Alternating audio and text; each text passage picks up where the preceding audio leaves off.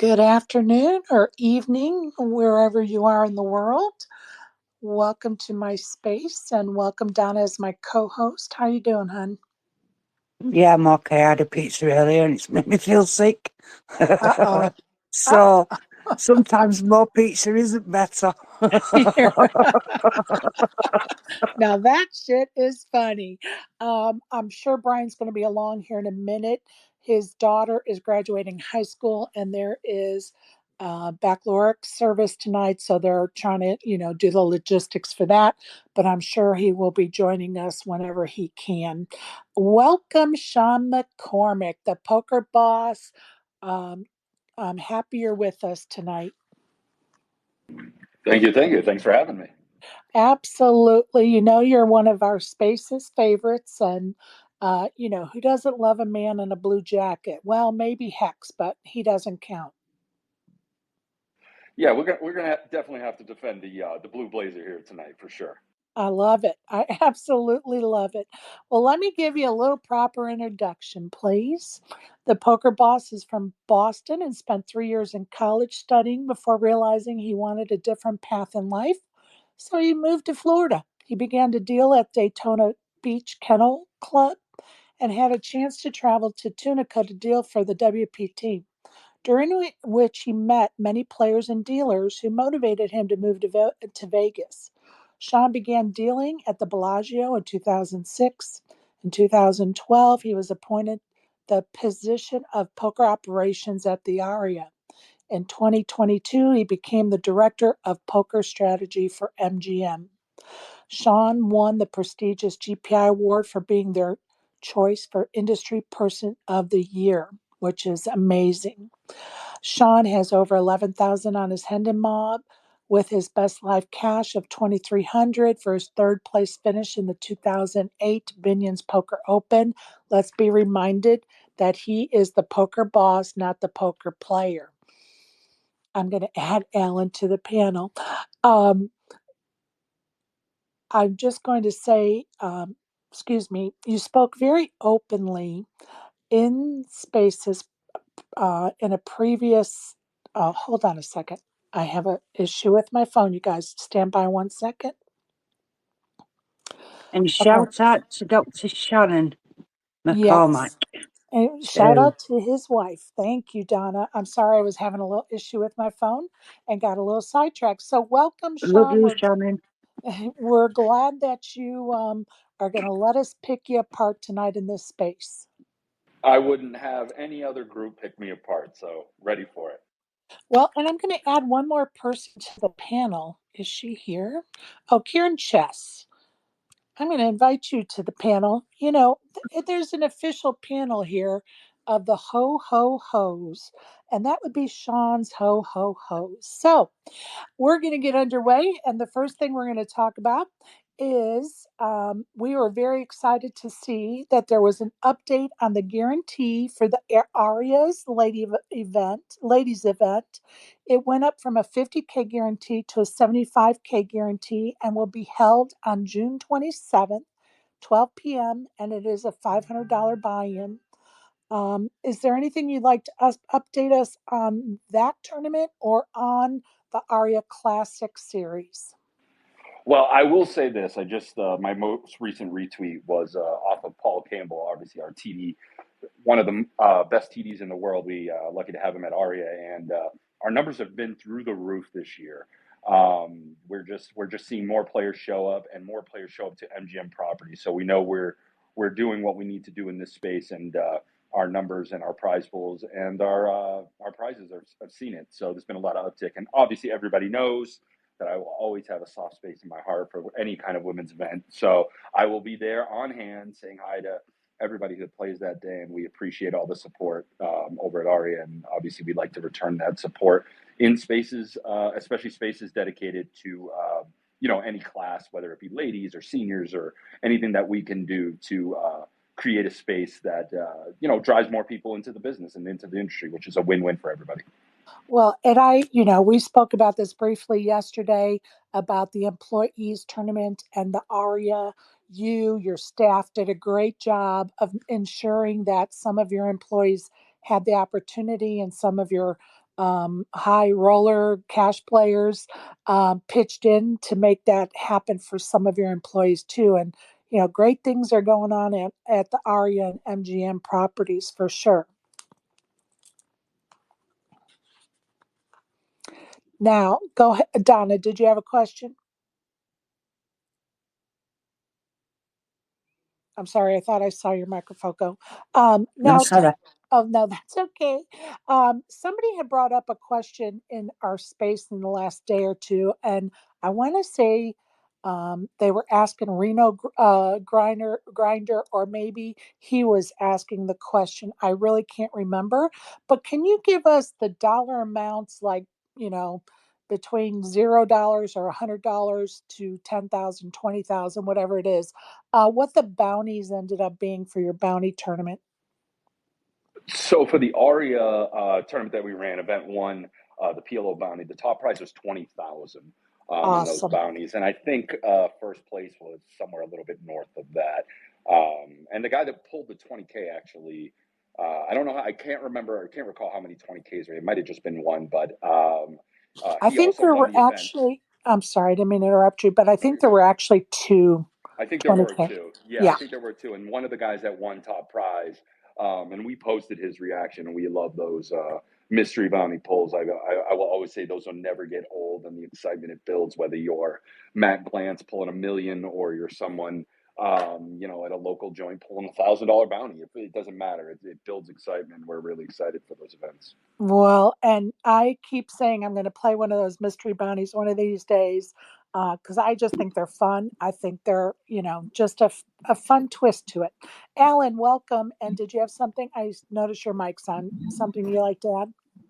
Yeah, I wanted to ask Sean if you saw that picture today that somebody took at a tournament where the guy was using the GTO Wizard thing live as he was playing. Like, there has to be something in TDA about that. 'Cause I don't know if there is yet, but if you're at the meeting this year, that should be like one of your number one priorities. That's people like that picture has gotten like thousands of views already. But if you haven't seen it, look on my Twitter. You'll see what I'm like. There's a video. The guy gets his cards, he looks at the thing, and then he folds. Yeah, I posted the videos on my Twitter account as well. I Yeah, didn't I post wonder the what Sean has to pictures. say about that because I don't know if TDA has an exact rule on that yet or what they're going to do, but obviously this can't be a thing because it's out of control already. Do you have some comments? Yeah, shameless plug. Join us at the ARIA, June 29th and June 30th for the TDA Summit. Look to see you there, Alan. And that is obviously something that we think is very important in our company, and that's why we're happy to host them right here at the Poker Go studio. But yeah, obviously this needs to be fine-tuned and addressed.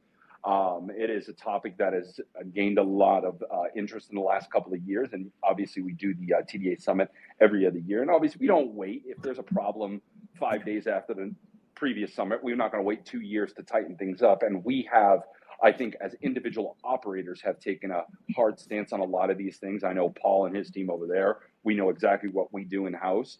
And I think what we'll find is that we need to move in the direction of somehow, pulling away from the technology when we're at the table. I don't want to have a hard stance like table games where it's like, no, you can't play on your phone at any table. Because that's, we live in a world in poker where, you guys play 10, 12, 15 hours sometimes at a table, maybe more. And availability to phones in this day and age is very important. So we definitely need to figure out the middle ground, whether that be, phones have to be turned upside down and off during whenever you have cards in front of you. Maybe there's a penalty to that or something. But, I know the powerful minds that are the TDA board and all the members that will be in there this is definitely a hot topic. And I know one that Matt Savage and the TDA crew are looking into. I mean, to me, it's not a simple, like, in a lot. I mean, obviously, there's different situations all the time, but like, I mean, very heavily, like, very serious. Not even just DQ would be in my wheelhouse. Like, request more than that in most situations. Like, it wouldn't be good to see somebody get DQ'd from a tournament and then tomorrow be back playing again at the same place. Like, Well, it should be serious. and I'm going to tell you, Brian, first of all, welcome. Second of all, when we spoke about this earlier, I did read some of the stance that the WSOP takes, and that is that it could be a permanent trespass, a trespass. So, I think, I'm going to be at that TD summit at the Poker Go Oh studio, yeah, I'll take it. I'll give you the money for it. and I Is that a look headset? forward to being able to listen to Yeah, it's that good. discussion because I think it's a very important one. So there are some very, there's some bit strict penalties. Like I would never take the chance of getting caught doing that because I don't want to be trespassed and banned forever. Come on, you guys, it's cheating. So anyway, Sean, do you have any other comments you'd like to make before we move on I that? mean, my school of thought on these things is that obviously live poker needs to be kept very pure. We already have a lot of difficulties in the iGaming space when it comes to poker, and the last thing we want to do is kind of mirror or have any similar problems that they have when we in a live in-person environment can definitely put controls on this. Again, we have the controls in place in the casino. Go to a roulette table right now and pull out your phone and stick it on the table. You get thrown out. Yeah. So there's ways that we can do this. But as I always say with everything in poker, this is a partnership between me, you guys, I'd say me as operators and the players. We have to come together and figure out a middle ground because we don't want, like operators who just think a very my way or the highway kind of way of thinking, saying, nope, all phones gone. We're going table games because again, that doesn't work for our business because the average session times are far longer in our game than they ever would be in table games. So we definitely have to find that middle ground. And I think where we'll land is somewhere where the phones have to be completely away during hands. Like if you have a hand in front, once the first card's pitched, they have to be away. And once you fold, you can pull it out or something like that. I don't know. Again, this is where we're going to lean on the community and the brightest minds and the brightest TDs to kind of feel this one out and solve this. Well, I appreciate you addressing those concerns, and we will look forward to the new rules that I'm sure they'll put in place. Alan, did you have something else to add?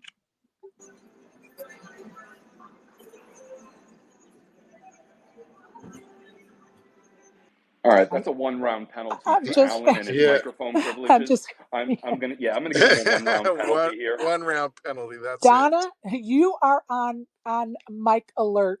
You are on mic duty.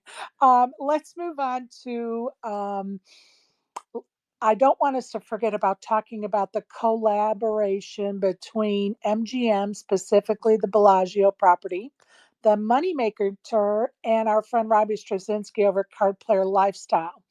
That mixed game festival will take place June 16th through the 20th. Is there anything you'd like to touch on that? Tell us anything about it or how it came about or any details. Well, I'll tell you this. As much as I love Robbie, I'm salty because I can't play on my own property. But we are very, very happy to have a partnership now with Robbie, and I'm hoping this is a long-standing partnership. Especially in Las Vegas at Bellagio, mixed game, limit games live here. It's really not that they don't happen other places, but there are certain game types that have become synonymous with certain properties. Limit Hold'em, Limit Mix is definitely Bellagio. If you hear about PLO, it's generally Aria. And then there's some other spots where they might do something better than us, even whether it's double board or a certain variant of something else. But those things really resonate here at Bellagio. So when Robbie and I spoke, and Robbie and I have known each other forever, and when we spoke, it just seemed like a slam dunk opportunity. And then obviously he went over and above and partnered with our other partner in the Moneymaker Tour to award some seats over there at our event happening at MGM Grand later on after that event. So we're really excited. It's That's very so great. exciting. Yeah, it's very exciting. Big things are happening at the MGM properties, and it's all for us poker players, and we appreciate that. I'm going to ask now, we've done the business part of this interview, and I made mention earlier about the ho ho hos being all accounted and present for, and those that know, understand that reference, and we'll get to it in a minute. But I just wanted to ask you a couple of questions. If you had a magic wand and could change one thing about or in the world of poker, what would that be? Wow, what a question. I guess I would have to say that. Ooh, that's actually a really good question, Sherry. I guess my answer to that would be kind of what I've focused on a lot outside of the tangible things that you see in poker, which would be, pricing and offerings and marketing and branding and all those things. Those are what we all do as operators.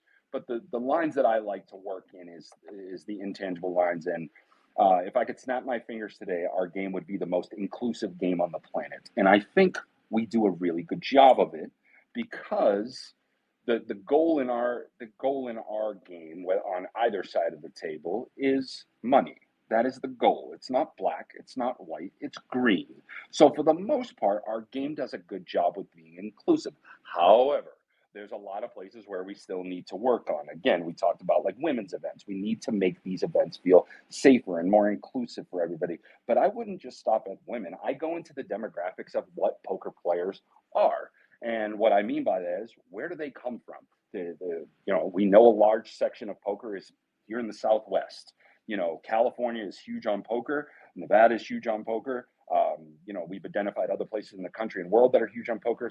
So I like to identify places that we're not doing it well and demographics where we're not doing it well. And how can we resonate with those groups to bring them more into poker? And usually that support comes from, and people get surprised when I say this, free rolls, bar leagues, and anything else that gets people involved in the game. Nobody's jumping in for their first tournament ever, coming to the Aria and playing a $240 tournament, which to most in this room would be like, what's a $240 tournament to us? It's a lot to people that are entering the game, that are intimidated by the game. So I often will go out and speak to people at bar leagues. We just had a big group from the UK called Red Tooth, which is built on bar leagues and stuff like that. We just had their championship event here at MGM Grand. These things have so much intrinsic value that a lot of people don't see, that your CFOs and your bean counters can't see. But as operators, we need to see, we must see, because if you don't grow the game from the bottom, it will come to a halt. So we need to make sure that one of my favorite quotes in the world is, if you're lucky enough in this world that you rode the elevator to the top, it is your job to hit the number one button and send it back down to the bottom to pick the new people up. So my job is to send that elevator down, and I usually ride in the elevator and I go to these bar leagues and other things and I speak to people, or I'll even play in them and show that, like, yeah, we're not all intimidated in the big Las Vegas casinos, because again, those things are very, very, very important to growing the game. Awesome answer. Thank you so much. Brian, do you have any questions for Sean? Yeah, I was surprised. I've always loved the bar league thing, Sean. It's really neat to see these leagues that pop up, and then I think it's a big opportunity what you're talking about. I've seen, you have Club GG and Club WPT in these different states too. Um, and I think that it's a really interesting model. I'm not sure that I think I think it's a little problematic. Let's just say the model, but like, I love the idea of a poker platform, of these, whatever, whether it be a bar league or whether it be these subscription sites where they're awarding, these travel opportunities to big events. And certainly with the Poker Go studios and stuff like that, people that could win an entry into an event and a hotel room and these kind of things, like, it's just awesome. I also heard of, I don't know what it is, a guy on the plane was telling me there was some kind of national competition where all these bar leagues came Oh, they together, do. and Yeah, then they're going to have their big tournament. I want to say they normally have it at the Golden Nugget every summer. Um, I think that's what yeah. it was. And the size of the league and your place in that league also gave you more or less chips and that kind of thing. I think that's a really interesting model. But really just a huge opportunity, especially you guys with Poker Go Studio there, like, to be able to throw people into into the middle. That, I mean, after all, like, if you think about it, Sean, like, what blew poker up the most was the everyman coming to Vegas, Chris Moneymaker, and taking on the pros. Like, that's a story everybody loves, and everybody wants to take their shot. Well, So and it, 100%, and Yeah, shout out to the Golden Nugget, the Bar Poker Open, I believe it's called. yep, It's yep, been and playing there for quite some time, and I've known people that have been involved with that. I know Joey Ingram has been involved with that. I know Ebony Kenny has been involved with that. So it's good to see notable people in our industry also taking an interest in these things, because again, that's how we grow the game. I mean, the Red Tooth group that we held, I believe their championship event had 9,800 up top, guys. This is not, they didn't even win a main event I buy-in. love Wow. that. And I'm going to And tell you guys something. I came up in poker through the bar leagues. I mean, that's where I went to practice when I first started was bar league. It's so fun to see people come from those, and they're all nervous, and it's just great, and it's like, this is like a thing that they're going to go back home, win or lose, and tell people this story forever, and that just spreads the game. And I mean, it's just so great. I love playing with the people like that, not It's a everything. so great if way to build our if I foundation in poker. if I Noah, could, go ahead, hey, Noah. how's everybody this evening? If I could add to that, and Sean's spot on. I've been a huge proponent of the bar poker leagues. The introductory price point in a casino when you walk in, it's not a spot to learn how to play the game. It just isn't. Most of us, or most of the people in my demographic, and I hate to say it, I'm 50 already, but we learned by playing with our grandparents and parents and cousins, for 10 cent or penny ante poker, literally penny ante poker. Um, and the price points in the casino is just too high. The Bar Poker League, we've been working with directly the league down here in South Florida. We actually hosted the Bar Poker Open last year. I'm working right now with them to host it again next year. But it's by far and away the best place for people to be introduced into to the game. A funny story. 100%. So if you the history of poker. So when I started in the industry 27 years ago, the first games we had were quarter and 50-cent games, um, with $10 maximum pots, and we filled that place up. What happened over time was new players would come in and would learn how to play the game, but then they would go find somewhere else to play. So until we got the stakes raised, we were struggling a little bit. And obviously, we're where we're at now in Florida with unlimited buy-ins and so on and so forth. But a perfect example of this is, if you know Sam Severall, if I'm pronouncing his name correctly. So I remember when he was 18 and him, John Riordan, were coming into the Kennel Club playing quarter and 50-cent poker and learning the game. And this kid has become not a kid, he's an adult, he's a grown man now, but he became a monster, an absolute monster in the game. And I think if we could provide more vehicles to let people get their feet wet and get involved, the better.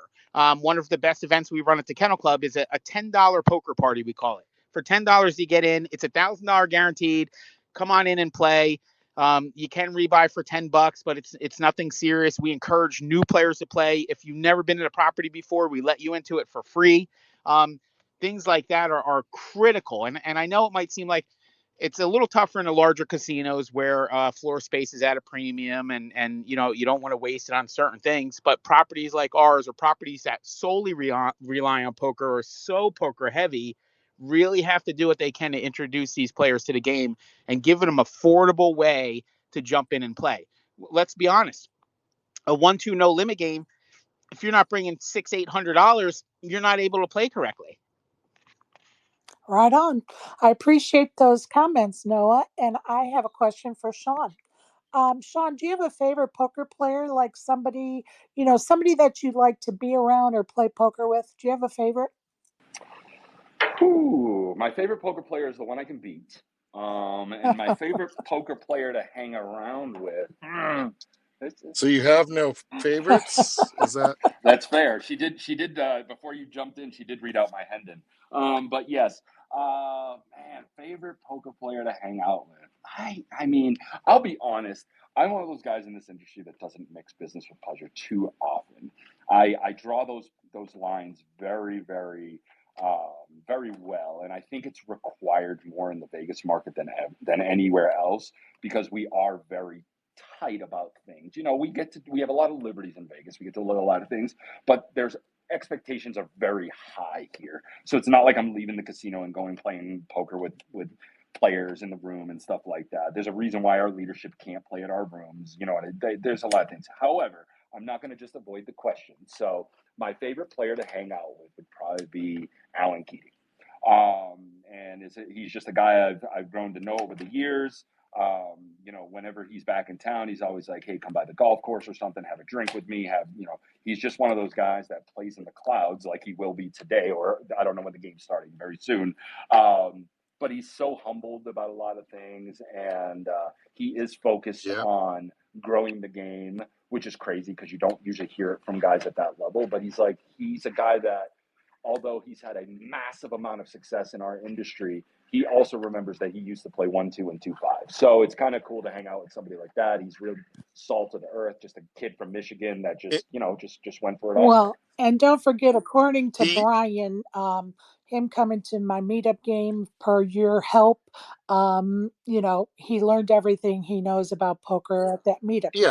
Yeah, exactly. It wasn't too long ago that he was playing 1-2, 2-5 back. I think it was December, but we won't count. It doesn't. He's come quite a long way, Sean, in these last few months. And you know what? You know he's one of my favorites, so I'm glad he's one of yours 1,000%. Brian, without your lessons, he would be a failed poker player. So appreciate. Where would he be? Where would he be? I mean, I did outlast Daniel Negreanu yesterday there, Sean. So, you know, I got it going. Thin brag. Yep, sick brag. Yep. Sean, by the way, so you're still coming over to the house to deliver the trophy when I take it down here? 100%. I will hand deliver it with white gloves on. Oh no, I told him you had to deliver it with that damn drink he keeps hounding you about. That would be epic. A strawberry Julius. Yeah, I need to mock so up. Tasty. I need to mock up a strawberry Julius poker trophy just for Brian. A one of one. Hell yes. That would be. Yes. I would be in. I would be fighting for everything. It could have like 100% rake, Sean, and I'd be in. I'd be in. I love that so much. For sure. Okay, I want to ask you, you know, one of my favorite poker dealer in Vegas is Clyde Gaskins. For those that attended our amazing meetup game at the Aria, Clyde was one of our dealers per my request. And I wanted to know, because Clyde had open heart surgery recently, are there any updates? You will be happy to know that today I was standing in the Aria poker room hugging Clyde. So yay! I am happy to know. Clyde has not returned to work yet, but he looks good, and we had a real good conversation. It was funny because there was I can't mention it, but there was a project, and Clyde had something to do with it. So he hasn't returned to work, but there's something special coming down the pipeline. That's all I can literally tell. I don't even know if I'm supposed to say that much. But he caught the eye of some people, and somebody wanted to talk to Clyde on some fun stuff. So, and what better, bigger personality in our game, especially from our side of the table, than Clyde Gaskins. And the best part about Clyde's story, and I'll tell it real quick. So Clyde came to us. I was still working at Ari at the time, and Clyde came to us February of 2020. So I think we all know where this story is going. So Clyde comes to us February 2020. Clyde was working, I believe, at Sam's Town. Yes, Sam's Town at the time.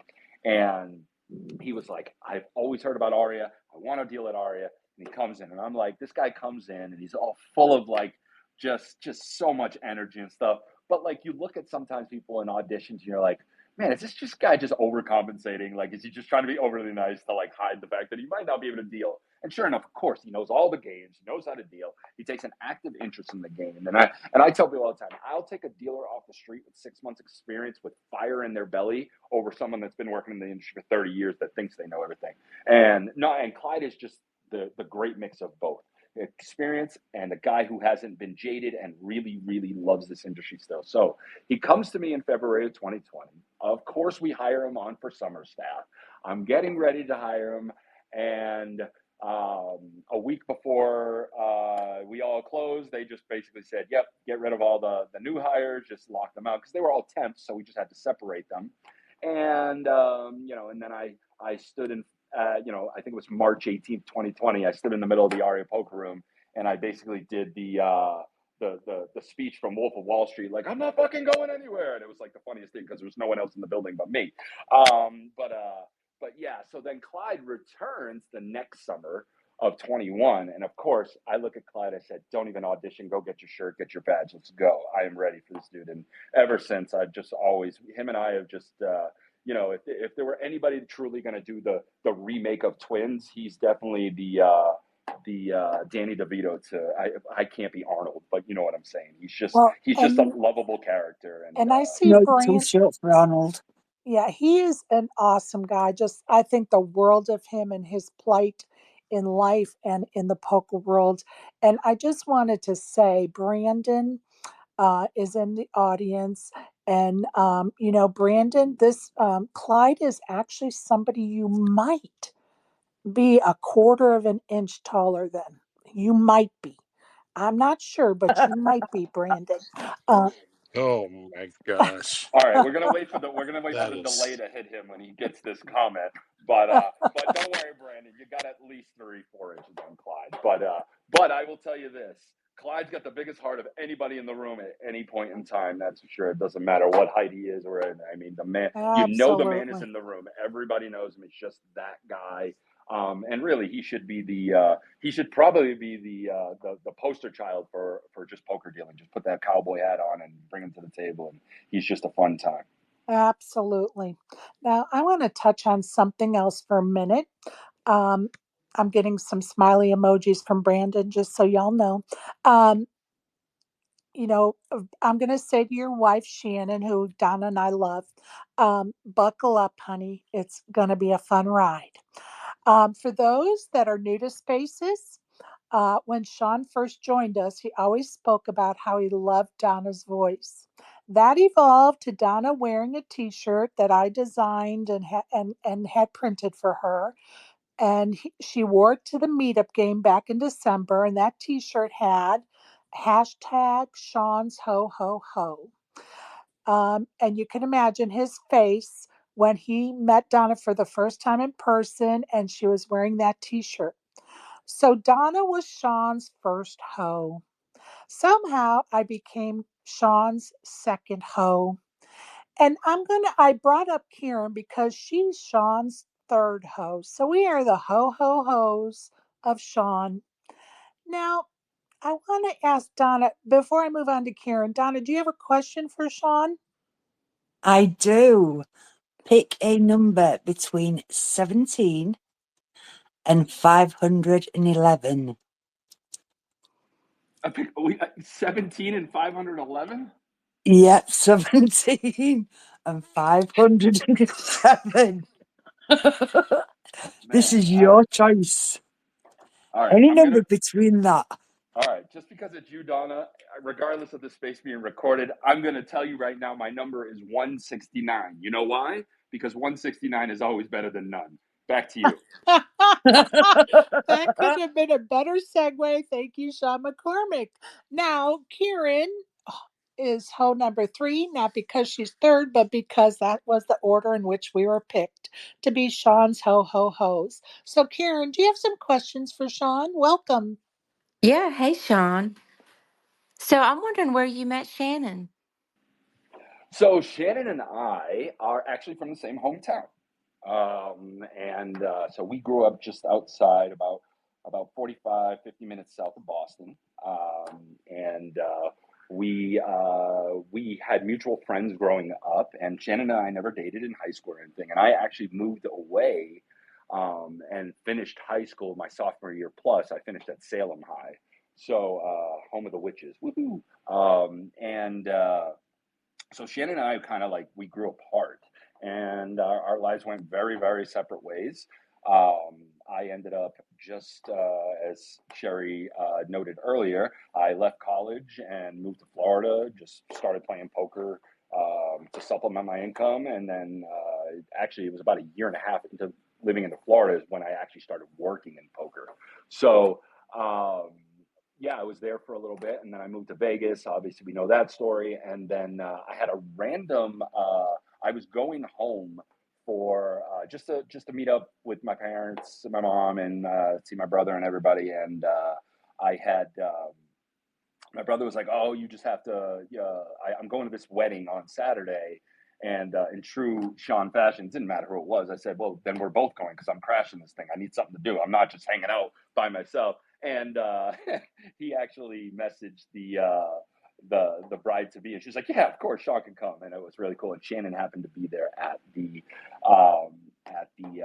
wedding. So during the reception, it was kind of obvious that we were both just kind of looking at each other. And no origin story starts out completely good. We were both dating other people at the time, but we remained in touch, and we knew that the people that we were with at the time weren't our soulmates. So I actually ended up leaving Bellagio, where I was working at the time. I took a little bit of a sabbatical and moved back home. And I thought that's where I was going to live with Shannon. And she lived in Rhode Island at the time. And I was scouting working at Mohegan. I was scouting working at Foxwoods. And probably about 3-4 weeks in, she just knew, as she always knows, and she knows me better than anybody else. She was just like, "Yeah, you're not happy here. You're kind of miserable here." And I was like, "Oh no, this is great." Knowing full well I moved to the desert, great weather, like it's Las Vegas. But like I thought I was with the love of my life, and I was right. And I was willing to go all in any way that it needed to be. If I needed to live in an igloo in Alaska, I would have lived in an igloo. So, but she, knowing who she is and knowing me very well, just decided to say, "Hey, you know what? Let me give Vegas a shot." And sure enough, after she got here, I mean, it couldn't have been a month. And she's like, "Yep, not moving back. Love it here." And ever since, we love it here. Vegas is home for us. That's a great story. Go ahead, Karen. Continue on. With my another question. Yes, ma'am. Okay, now I do have another one. So I'm wondering, you were talking about how you moved to Florida and you worked, I guess, for a while and then you became a dealer. But I was curious as to how you learned to play poker and how old you were.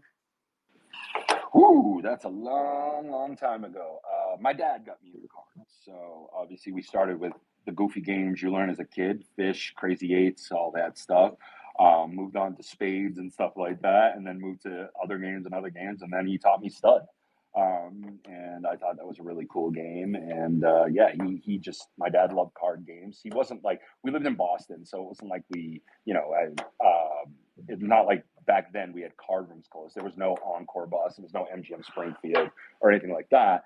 Even the New Hampshire card rooms didn't exist. So really, if you wanted to play poker and you lived in Massachusetts, you had to go to Foxwoods, which for us in the North Shore was like a 3-hour drive. So my dad is a simple guy that worked for the government his whole life, just doing a real, government job. And, we just ended up playing cards at the local bar in the basement. And if you know anything about New England and Massachusetts, you know what the basements are. So we played poker in the dusty rooms where people smoked and drank whiskey and stuff like that. And that's kind of where I learned the game.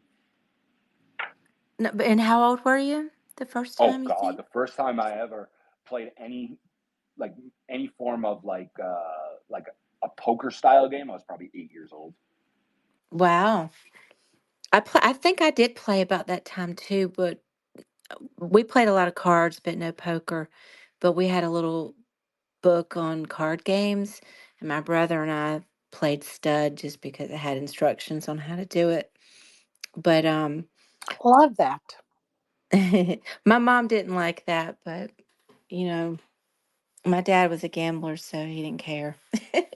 But we played Yeah, with my mother pennies. probably my brother probably had reservations to me moving to Vegas too, but I think the story worked out. I think I'm good. Oh, it's a lovely story. So I have other questions, but I'm gonna do one more, and then I don't want to dominate here. But No, actually, it's your turn. Go for it. Go for it. okay. Yep. Go Hold on, for So it. hold I on. was. I need to interject. When have I ever not wanted one of my hosts to dominate me? Okay, back to you. Oh dear. We woke Donna up. We woke her back up. Here we go. This turned to this Oh, interesting Taking a turn. dear. turn. We're going to Space, let Karen finish before we go to what Donna has in store. Spaces After Dark, guys. Here we go. Go ahead, Karen. Yeah, so I have some more sort of poker questions. I'm wondering if you think being a dealer improved your poker game at all. Ooh, so I would say that if someone wants to be a dealer and they also want to be a poker player, it's definitely a great way to learn the game from a litany of different spots. Like I got really good at reading my reading abilities playing poker because I'm seeing so many showdowns. And then if you're dealing with the mindset that you also are learning, I picked up a lot of things. I noticed when someone would pick up their cards a certain way, when someone would bet a certain way.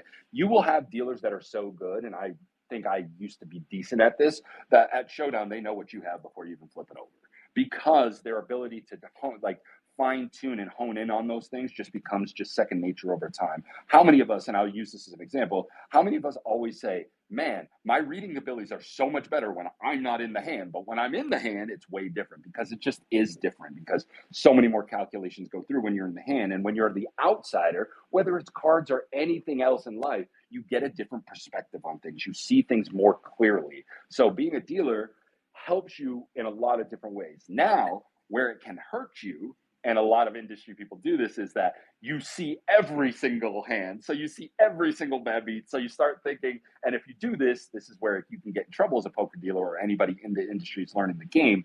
If you think you can play every 7-10 suited and make money, that's going to get you in trouble. So you have to work that out and stick to, your range, your lane, and all that stuff while you learn and grow the game. But no, I think it's a great tool to absolutely learn the game. And we have some dealers who are now like industry people who are professional poker players that you probably don't even know started in the industry. I think Ben Lamb was one of them, wasn't it? Ooh, I don't know if Ben Lamb. I think Ben Lamb was, but I could be wrong. For some reason, that popped in my head. But Yeah, I go think ahead. Mattisau worked in a card room at one point. I think there's a few others, I but think yeah, so. some of the old school guys definitely. I mean, we have card room managers who were professional poker players who went professional poker player, card room manager, professional poker player back in the day. It happened, so it's Bobby generally a Schmidt? good fallback plan. Bobby Schmidt, Bobby yeah, another Schmidt? one. 100%. We got dealers going for it, and I love to see it. And I'm so supportive of them. Absolutely. Okay, Karen, go ahead. All right, so I got more. So okay, so I lived in Boston for a year. You said you grew up just south of Boston? Or Just north of Boston, Salem, oh, just Massachusetts. Yeah, it's probably about 25, 30 yeah, I know where minutes Salem north. is. Yeah, not too far outside the city. My dad worked right in the city, though. Okay, yeah, I only lived there a year, but I went up to the Rockport Music Festival a few times and kind of drove up that way, up Salem. So beautiful up there. Oh my goodness. And yeah, I lived right in the city. I lived right on near Mass Ave on Huntington Ave, near the Northeastern University campus. But yeah, that's a beautiful area of the country. Too cold though. I I hear you. agree. That's why I ran. That's why I ran to the desert. I can't shovel snow anymore. My back can't handle it. Yeah, I mean, I lived in Philly. I mean, I grew up in the South, obviously, because I have an accent, but then I lived in the Northeast for a while, and I lived in Philly, and it was cold. It was the first time I'd lived, out of the South, but it was manageable. But then I moved when I moved to Boston. That's just another level of cold. Wait a And, minute. You have an accent? and then after Boston, I was like, let me go back south, and s- I like the heat. Amen, sister. You have one more question, Karen? Yeah, I got more. So and I'll move on from the, after this, but Okay, you go right but ahead. but yeah. So I was curious, Sean, um, which poker variants you play, and what's your favorite one? So when I came up in this industry, and it kind of like my claim to fame originally, when I got to Bellagio, obviously I was dealing for a couple of years, and then once I threw the suit on and the light bulb moment came on, that I was like, man, I think I want to run a card room one day. Like once that moment hit me, I knew I had to find like my niche. Like I had to dig my own like spot in this industry. And what I found was, and we're talking like '08 now, so remind you, like mixed games are not what they are today. Nobody knew these things. Like people thought that like aces went wrapped around and deuce to seven, and like straights and flushes, how did they work in certain games and stuff. Like the rules in mixed games were very not defined in a way that everybody was being consistent, from one side of the country or even the globe to the other. So I really dove into those games and learned those games and the nuances of every single rule and SOP for all of these games. And I literally became the guy for mixed games. Like I would get calls.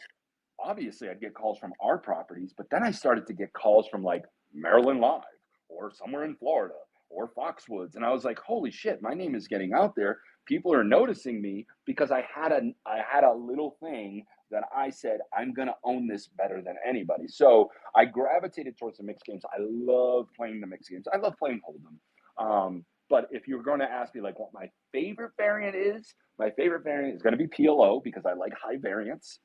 And I think all recreational players should love high variance. And I would say my best game is either Omaha 8 or better or deuce to seven. Wow, that's great. I've only play Hold'em, but I'd like it to eventually branch out and do some mixed games. Bring your bankroll. I'll teach you how to play any game.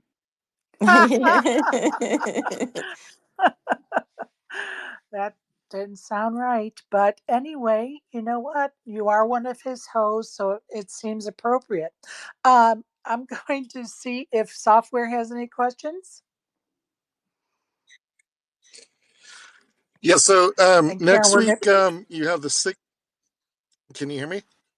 Yes. You can hear me. So next week, Sean, you have a 600 no limit during the week. Is that right? Oh, Brian, like you think I have the schedule in front of me? I'm in the middle of a conference room. I mean, my gosh, I told you he what was kind of going to say operation that are if you you running asked over him there? about a tournament. You never asked Sean that question. He's got too many properties. Oh my When people ask me gosh. tournament questions, especially on Twitter, All right. I just say at TD Paul Campbell and hope that he answers. That's all I do. But I'm sure we have a 600 next week. Are you talking Aria poker or are you talking MGM? Yeah, I think Aria. Yep. Hold Yeah. on, I'll pull it out. So the 600 All is right. like All right. the I'll 600 no find it. limit is like the staple event that they have going there at Aria. Staple. Yeah. Yeah, it's the main event that they have. So It used to be a 400, but everybody's bankrolls are getting bigger, so we're making the events bigger and the guarantees bigger and the chips bigger and the levels bigger and all that stuff. So It's yeah, a 600 at 11 o'clock, Brian. 11 o'clock. okay, I will likely be there, my friend. All right. Hide, Sean. Hide. That's your clue that you need to be able to Yes. hide. I'm just kidding. But Karen, we're going to get back to you. If you still have questions, we will get back to you. I'm going to give ASG a chance. Go ahead, ASG. Yes, I have a question about the Big Dig. Actually, sorry. Uh, so for PLO, so why doesn't the ante count pre-flop? you mean in cash games? What? Are you talking in cash games? Why doesn't it? Like when No, the game no. like In the tournaments, they, at least most of the ones I've played, there's telling me the ante doesn't count pre-flop as part of the pot. So there's two schools of thought on that, and one school of thought is that when you count it towards the pot, that it inflates the size of the game. So even in our PLO games that play cash, we have games that play 300, 600 PLO, and they'll do an ante, and it does not. Sometimes it does not count towards the total pot. Even in the biggest no or PLO games in the world, sometimes they do ask it to count towards the pot. So it's one of those things that's just, I guess, game dependent, and then also on top of that, property dependent. But there's no standard for that.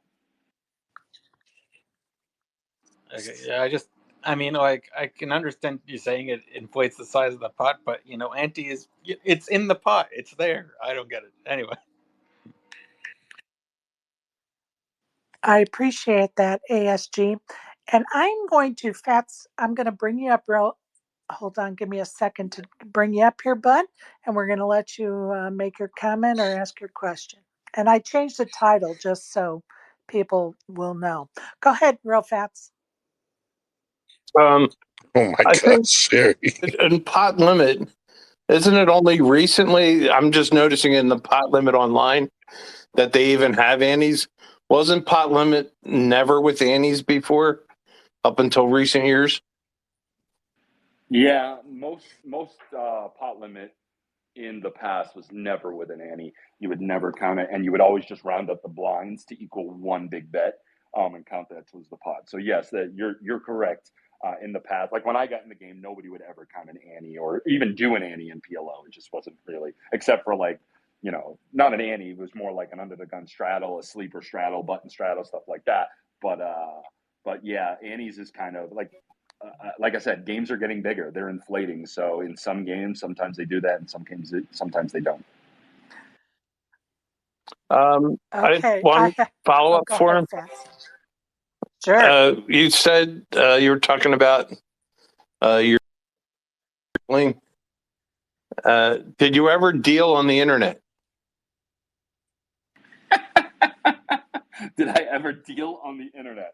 No, we don't have live dealers for poker just yet on the internet. I have considered how that would look. That I sounded kinky, Fats, but go ahead, Sean. Yeah, we're gonna community notes here, real Fats here, real quick, and but no, my dealing prowess was literally I only dealt for two locations. I dealt for Daytona Beach in Florida, and then obviously I did a couple of tour stops, Tunica, Grand Sierra, no longer called, or actually it was called the Hilton at the time in Reno, a couple of California places and such, but no, the bulk of my dealing was just here at Bellagio and Daytona Beach Kennel Club, and then yeah, you like anything. If you do anything too well, they put you in a suit in my industry, at least. Okay, we have a question from Noah, who was giving us some great comments and input earlier. Noah wants to know, or says in the comment section, I can't be one of Poker Boss's hoes. I would like to be one of his bros. What do you think about that request? Man, I don't think I can promote this or market it, but man, like we should do an annual tournament of Sean's Hoes and Bros. That sounds like really good to me. I don't know. It sounds like something like Savage has the like his golf tournament. Maybe that I should run a poker tournament that's just called the Hoes and Bros tournament. Sounds fun to me. I don't think some of the women in poker would appreciate that. We're having fun with it tonight, and we do all the time, but that might rub some the wrong way. Donna, I think you have a special presentation for Sean, so it's your turn now. Yeah, before that, Sean, the Ho Ho Ho t-shirt was in regards to it being near Christmas. Because I was going to put holly and like whatever on it, and Sherry comes up with this t-shirt idea with hashtag Sean's Ho Ho Ho's because it was near Christmas. And I went, great, go for it. When was the last time before you saw that t-shirt that you was embarrassed? Oh my goodness. I don't know. I get embarrassed every day, like everybody else. Everybody missteps at some point in any day. So I'm sure there's times, but I know you want something juicy here, Donna, and I wish I had something like I You knew one went question would come along. bright red, and the I will camera tell you didn't this. pick up how red you went. I will tell you this. It is very hard to get me to blush. Yes, he was crimson. And it's very hard to get me to blush, and you definitely did that day. So kudos to you and all the other hoes. Yeah, hoes, of course. Like for Christmas. What else were we thinking here? Of course, we are Santa's ho ho ho's too. Donna, go ahead. Yes, you chose page 169. And you mentioned something earlier Oh gosh. about being dominant. Well, That's funny. Here we on go. page, you chose this, Sean, not me. Sorry, Shannon, not my fault. Right, here we go. Just for Sean. Early birthday present, my darling. We're halfway through a contract between Christian Grey and and Anna I'm at Steele. the kids' baccalaureate. I got to turn this down. Okay, go ahead. We are halfway through a contract between Christine Gray and Anastasia Steele. And I have to go back to 168 because it starts there, because I think it'd be a bit silly halfway through it. But the place where I'm going to start at, it says in big letters, dominant, which I thought was quite fitting for what Sean said earlier. So I've been chuckling away at that for the past half an hour. 15.1. The dominant shall make the submissive's health and safety a priority at all times. The dominant shall not at any time request, allow, or demand the submissive to participate at the hands of the dominant in the activities. I don't know how I'm going to get through this. Oh dear, hang on a minute.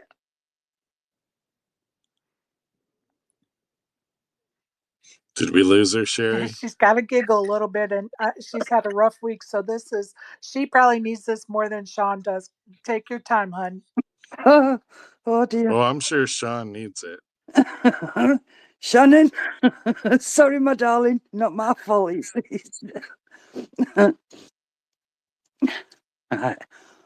Or demand the submissive to participate at the hands of the dominant in the activities detailed in Appendix 2, or in any act that either party deems to be unsafe. The dominant will not undertake or permit to be undertaken any actions which could cause serious injury or risk to the submissive's life. The remaining subclause of this clause 15, are to be read subject to this proviso and to the fundamental matters agreed in clauses 2 to 5 above. 15.2. The dominant accepts the submissive as his to own, control, dominate, and discipline during the term. The dominant may use the submissive's body at any time during the allotted times or any agreed additional times in any manner he deems fit, sexually or otherwise. She's losing it. I lost it a long time ago. Hang on a minute. Maybe we should have started this show after midnight. Go ahead, Donna. Yeah, I'm carrying on. I'm trying to.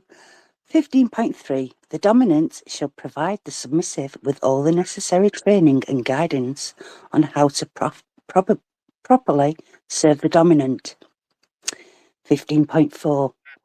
The dominant shall maintain a stable and safe environment to which the submissive may perform her duties in service of the dominant. 15.5. The dominant may discipline the to ensure the submissive fully appreciates her role of subservience to the dominant and to discourage unacceptable conduct.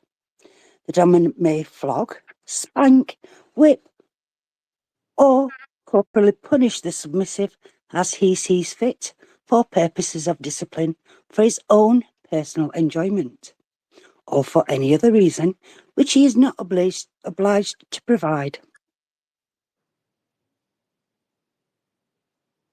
15.6. In training and in the administration of discipline, the dominant shall ensure that no permanent marks are made upon the submissive's body, nor any injuries incurred that may require medical attention. 15.7. In training and in the administration of discipline, the dominant shall ensure that the discipline and the instruments used for the purposes of discipline are safe, shall not be used in such a way as to cause serious harm.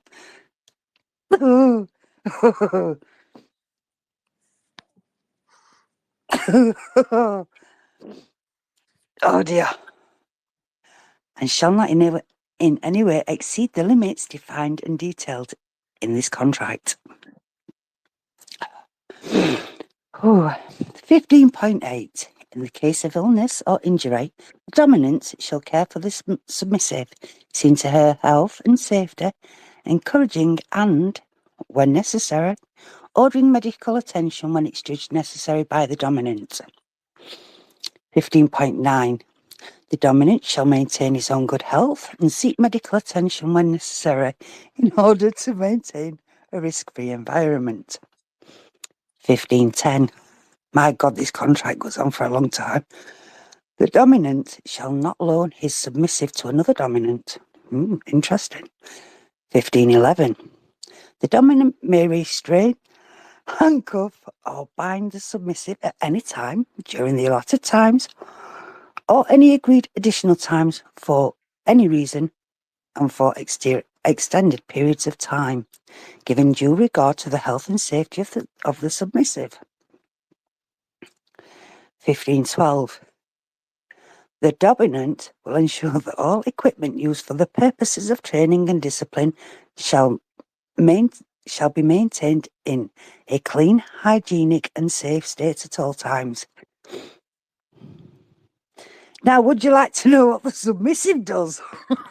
Well, I think that we have had a lesson in a lot them and more than we probably bargained for. Sean, you still with us, brother? Oh yeah, I'm with it. I'm with us. I'm excited as all hell, and I have an event to go to tonight, and I make sure I won't wear my tight pants. That's for sure. Thanks, Donna.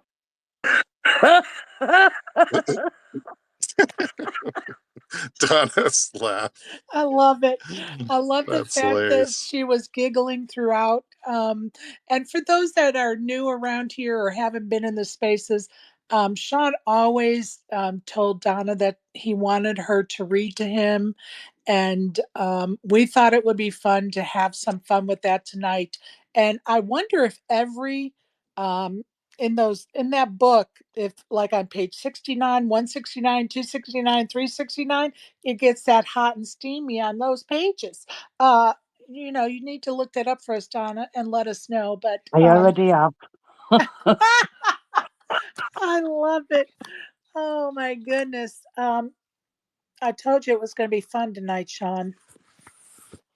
I expected no different, of course, from this crowd. I'm sure. I'm just thankful that it says "and Brian" there, because I'm sure as heck not one Me of Sean's too, my hosts. friend. Me too. And I promise I'll change the name of that before I set that in the history books Yeah, yeah, I will thank you. definitely be changing it. So I don't want anybody to panic. We're just trying to have a little fun here tonight for sure. Breaking news, Sean. I just see Carl Icahn bought 2 to 3% of Caesars Entertainment. So that's kind of interesting. I don't know what that's all about. Oh Yeah, that's wow. pretty big news for sure. Yeah. That is big news. Interesting. Things are developing all the time.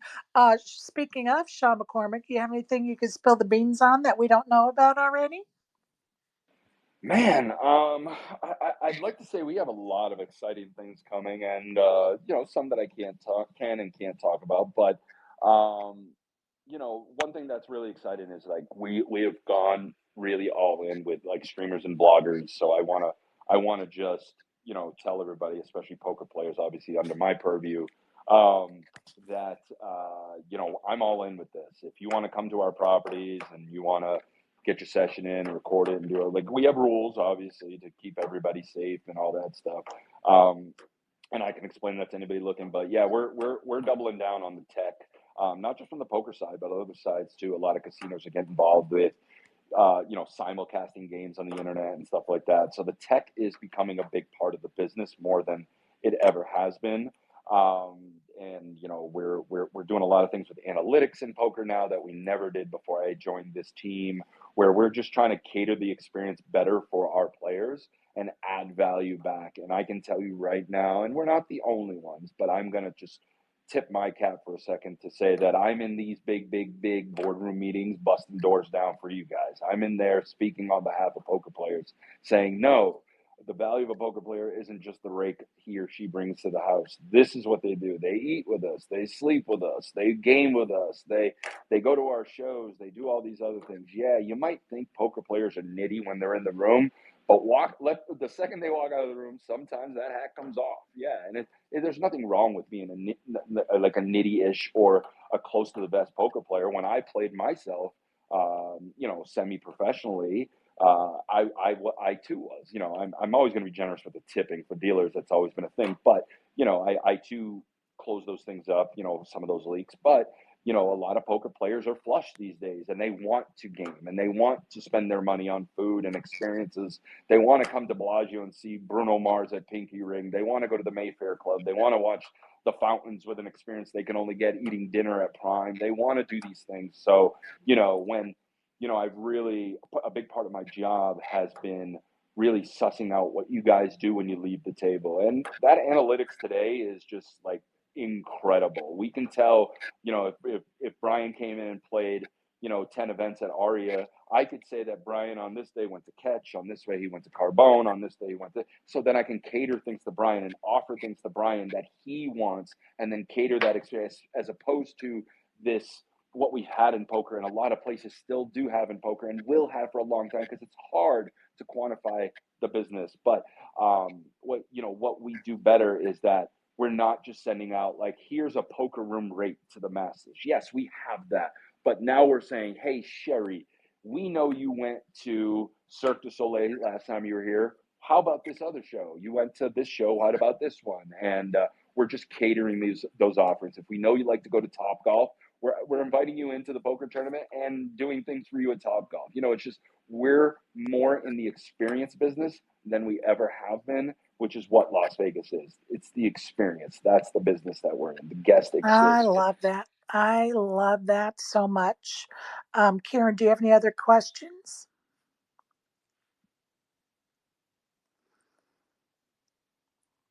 We may have lost her. She has a family. I I No, I'm I here. think Sean, Oh, it's go ahead, Karen. Do you have any oh, other there she is. questions?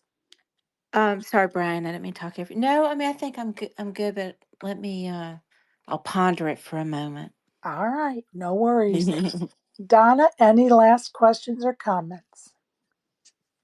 There's one from Brandon in the comments, which says, "Why is Sean a weasel?" Whew, that's a tough question to answer. I guess I would be a weasel in Brandon's eyes because Brandon would be the Geico lizard. So that would be the only equivalent. Like I'm still taller standing up than him. So yeah, I think that's where Brandon's going with it. I'm the weasel. He's the Geico lizard. Wait a minute, aren't you taller when you're sitting down than him too? Well, I really think he edited that photo in his profile picture to somehow pull me down or lift himself up. But no, Brandon's a good dude, and we We definitely love love him in our Brandon. spaces. Gotta love Brandon. We love Brandon around here. I have a little rapid fire for you, Sean. Are you familiar? I am familiar with the concept. Yes, let's go. All right, LeBron or Michael Jordan? Jordan, Burger or pizza? burger, cheeseburger specifically. Keno or poker? Yeah, I'm assuming you mean video poker. My heart will always be video poker, even though I do play Keno. Boxers or briefs? Boxers. Mountains or the beach? I'm gonna give a cop out answer. When I was younger, beaches. As I grow older, mountains. Oh, that's reasonable. Thank you for playing. Brian, do you have any questions? Yeah, I think that what you were saying last, Sean, not really question, but kind of, I don't know, just affirming what you're saying. Just like with those bar leagues, like we were talking about, it's about the experience. It's more than poker. Most people, Sean, we've been talking about this in the mornings. Most people, like even people that think they're pros, aren't really pros. Like, I don't consider myself a pro. And the reason I don't is because I don't do the things that pros that you need to do to be a pro. You have to be very disciplined. You have to, I mean, look at the tournaments, like how many tournaments $600 buy-in what's 600 times 100? Like that's what you're supposed to have in your bankroll. How many people do you think have $60,000 bankrolls sitting there in the $600 tournament? And that's fine. I'm not saying that like they shouldn't be there, but just realize what you are, right? So you're not the guy that's like, I walked out of the tournament last night and I like exactly what you're saying. I went and ate a nice steak dinner. Like if I'm right, Sherry, remember the difference between that and what Andres was saying? Like, I don't have unlimited money. Like that's part of the vig here that I'm paying. Like most poker players aren't the Andres and pros where they're keeping track of all these things. I think you're very, very spot on. Like a lot of people have their day job. Yeah, sure. You know, we make some money in poker, but a lot of that money goes right back into the casino in a lot of various forms, whether it be, nights at the hotel or food or shows or any of that Or the stuff. So blackjack table. um or parking, like when you buy in for a huge, no, I'm just kidding. MGM is better about parking, huh, Sean? Like as far as being able to earn free parking or whatever it is. Well, our current program, excuse me, that we're actually looking to revamp. If you play 75 hours of poker, which isn't a lot in live games, if you play 75 hours, you do earn Pearl status, which will get you free fee-based parking. And then if you play, also the equivalent would be 15 daily tournaments. Obviously, we have some flexibility with that. Um, I'm not going to tell a high roller that buys into 210Ks they're not going to be Pearl, of course. So we do have ways to Yeah. work around that. And then there's also a road to earning gold status, which is huge. Gold status is just twice current. The current policy is like it's 150 hours for gold, which gold is really big because you get free self park, you get free valet, but you also get reduced resorts fees and even the resorts fees taken off. So there's a lot of benefits in poker, and it's not the hardest system to get, and I'd like to keep it that way. We've kind of had the same system in place since fee-based parking began in 2018, and it's still the same program today. I don't think there's any reason to raise the qualifications or anything like that. It's a good faith way of saying, hey, you're playing action with us. This is what you deserve. So yeah, I think we do it. It is Vegas. We don't, fee-based parking's not a regional properties.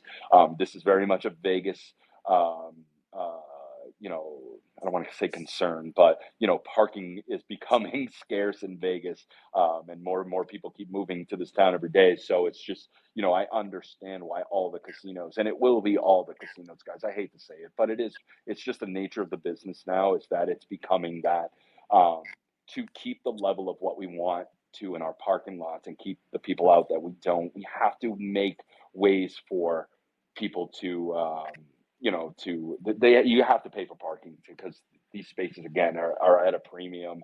So we hope to build a way for poker players to seamlessly get those upgrades and tier statuses, and I think we do it well. Well, I have to confess there, Sean. Many years ago, I was playing at MGM, and we got done with our session at like 6 a.m. Sunday morning. Knew that we weren't gonna be able to drive home, so left the car there, and I called my wife and said, "Hey, can you pick us up at the airport?" She doesn't even think about it until she gets to the airport. She says, "Wait a second, where's the car? Didn't you drive?" We're like, "Yeah, we're going back next weekend to pick that up." Anyway, the other thing I wanted to say You just is told on yourself. I love it. Well, I it's funny I that he won't. says that, but that's the reason for, especially with MGM That's Resorts, totally, that's yeah, literally like think about right, our properties. We're the closest properties to the airport, which is yeah, so unique for us, and right, so I'm gonna put my MGM Resorts hat on for a second and really just be a homer right, for us. But like having the South Strip is so valuable. Think about it, guys. T-Mobile is surrounded, so we got the Knights. They're right, surrounded by New York Park, MGM, and Aria. Then you have the new baseball stadium coming in, which is MGM Grand, New York, and It's Excalibur. And then you have Allegiant Stadium, which is unbelievable. behind Mandalay Bay, Luxor. So it's like Unbelievable. we are so in tune with what can ever happen. And we have the most Wow. valuable land being that close to the airport. So with that, the parking became exactly what you said is the reason why people were in meetings going, hey, we have too many Yeah. people parking Yeah, here I knew and that. going to the airport. It became cheaper to park here, take an Uber to the airport, and then come back and get your car. So I think that was one of the big reasons, because we did see an uptick in a lot of people Oh, for sure. not using our facilities, but using our parking lots for free. So, I mean, in fairness, I did play probably 50 hours over 2 days or 3 days, so. Well, 25 Anyway, more hours and but you'll get Pearl. well, here's the thing I will say about that, Sean. You said what, 15 tournaments? Okay, so I won't tell you which competitor of yours, but I have a competitor of yours that I've had like $50,000-$60,000 in buy-ins in tournaments in a summer tournament series, major summer tournament series that I still don't get free parking from. So I mean, there you go. So And How I and is won't I and that won't how name possible? who that is though. how dare they when you literally shill their chips in your profile picture there? How How dare is they? that That is possible? right. That is right. I don't know how that's I'm gonna possible, have to but I update. would I'm be. I'm gonna have to update that. I'm gonna have to come to the ARIA event next week and update that picture. I love that. And I'm going to also reach out to you about being able to film at MGM Properties. I need to get that paperwork in this week. I'm glad you reminded me of it. I'm going to go back to Oh my gosh. Karen Chess. And do you have any further questions or comments? I think I'm good. I enjoyed this. Well, thank you for being a happy hoe and participating with us. Thanks for having me. Ho ho. Absolutely. Ho. Absolutely. Donna, we're winding down. Any last questions or comments? Yeah, if I do get there in December, and it's a big if, I'm going to have to think up something more. I don't know what to say. You want him to turn red again, is what you're trying to say. Yeah. Doing a move, yeah. Well, just bring him a spotted dick, Donna. The sponge pudding, Brian. Oh my god. I don't know what sounds worse, a sponge pudding or a spotted dick. I don't. Neither. I don't know. Maybe it's just me. Brian, any last questions or comments? No, I'm sitting here in the parking lot of the baccalaureate at this my daughter's Christian school. So this is very interesting. I had to turn it down. Reminds me of about a year ago when I was at Children's Hospital on the Poker Karen show, and he started playing the Harry Met Sally orgasms like I audio. remember I'm that like was so turning funny, and Brian was like, "Oh shit!" walking down to the children's hospital. This poor kid had just had brain surgery. Oh my gosh, that was Oh, bad. the fun we Well, have in th- spaces. yeah, thank you, Sean, for joining us. Really appreciate you and all that you do for the community. It means a lot, my friend. I reiterate that. Sean, thank you for being such a good sport tonight and always in the spaces. And we appreciate the information you disseminate here. Donna, go ahead. Yeah, I just want to say a big, big shout out to Sean's wife, Shannon. Thank you for everything that you do. And thank you for being a part of us I will and say allowing this. Sean to have fun with us.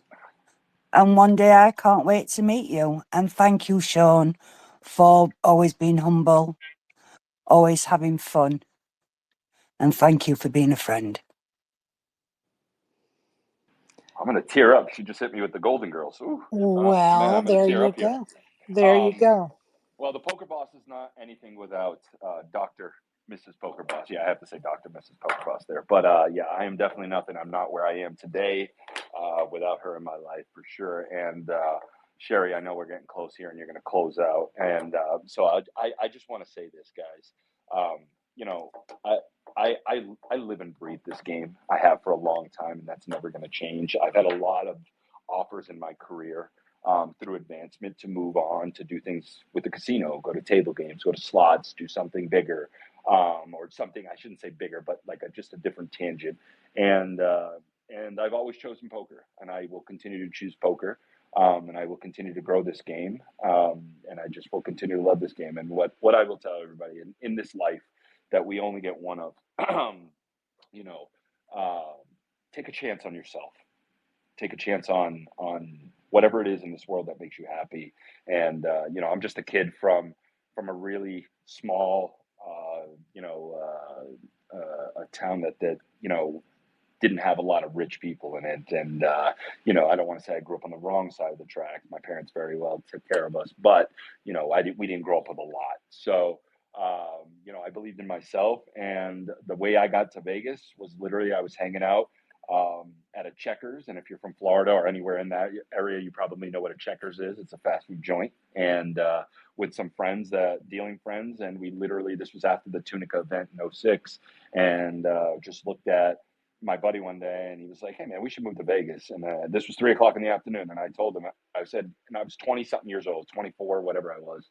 And I said to him, "Hey, if you really want to go to Vegas, I'll pick you up in 9 hours at midnight." And sure enough, I drove over to his house with my suitcases in hand in my car, and I pulled up his house, honked the horn, and he came out with 2 suitcases, and we never looked back. He moved back to Florida for good reasons, and I just wrote it out here. So it was something I wanted to do, and I just dialed in, and I love, like I said, I love this game. I love this community. I love the Spaces community.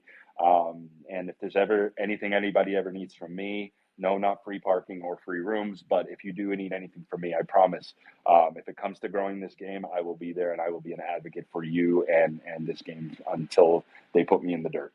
Well, Thanks for we this time, Sherry. appreciate, well, thank you. We appreciate you and your efforts.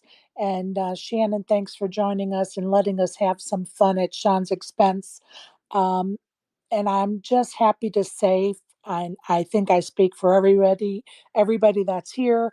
We are very happy you choose us, the poker players, and the world of poker to service, because we can't have the fun we have without your doing your job and taking care of us and your staff. So we appreciate you and the things you do for us, Sean. And I know you have an event tonight, so I'm going to close this out. And thank you for everyone that joined us. And thank you for those that are going to listen on the replay. We appreciate you. We'll be back at it at 9 in the morning for our daily WSOP coverage. Please join us. Thank you. Thanks, Sherry. Thank you. Bye bye. Good night. Good night, everybody.